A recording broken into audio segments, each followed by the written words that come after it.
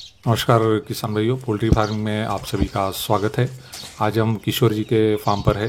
किशोर जी ने छोटे पैमाने पर देसी मुर्गी पालन शुरू किया है और यह देसी मुर्गी पालन शुरू करने के लिए उन्हें सेवा सहयोग फाउंडेशन की मदद मिल चुकी है। और इस छोटे यूनिट में काफ़ी सारी बातें जो है वह किशोर जी करते हैं। इसमें अलग अलग जो मैनेजमेंट होती है यह प्रॉपरली करने के कारण इनका शेड जो है यह काफ़ी अच्छा हमें दिखाई देता है और मुर्गियों की ग्रोथ देखेंगे वो भी प्रॉपर दिखाई देते हैं। तो आज किशोर जी हमें इन मुर्गियों को जो लीटर लगता है तो इस लीटर के बारे में हमें इन्फॉर्मेशन देने वाले हैं। तो वीडियो में हम देखेंगे कि किशोर जी ने किस तरह से लीटर का महत्व जो है इनके गांव में बाकी भी यूनिट है तो उनको समझाया है। यह इस वीडियो में हम अंत तक देखेंगे और समझ लेंगे कि लीटर का महत्व मुर्गी पालन में क्या है।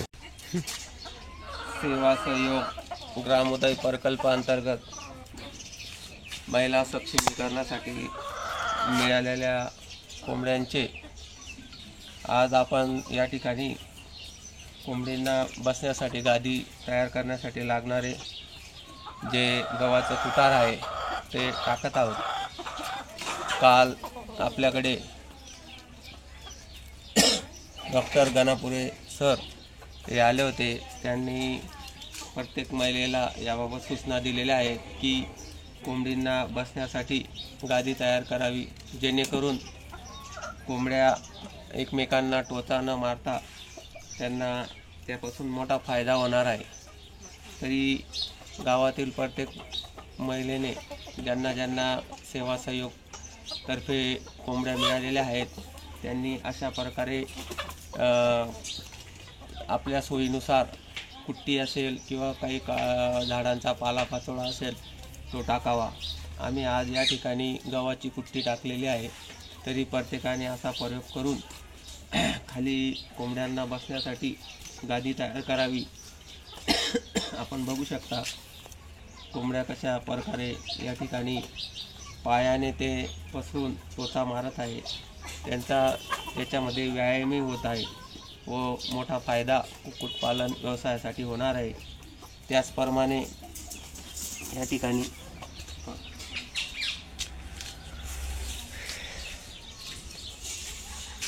सूळबाबळीचा पाला आहे तोही प्रत्येकाने आपापल्या या बांधावा, जेणेकरून आपलं जे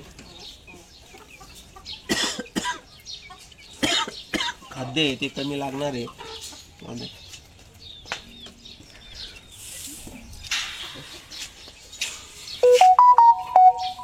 हा निंबाचा पाला आहे।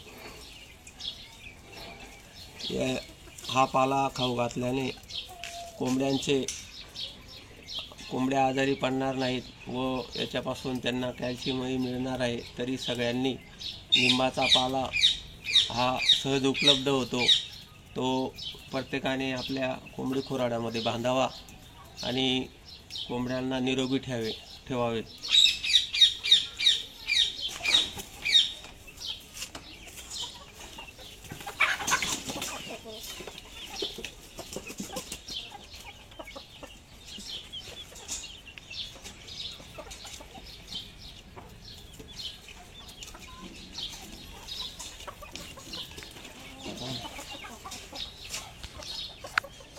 शेतामधून अशा विविध प्रकारचे गवत आणलेले आहे।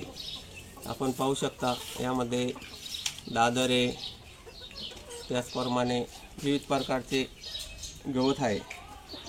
याने त्यांना चांगल्या प्रकारे कॅल्शियम मिळून आपले खाद्यही कमी होईल। त्यासाठी प्रत्येकाने असा प्रयोग करावा व सगळ्यांनी अशा पद्धतीने गादी तयार करून घ्यावी।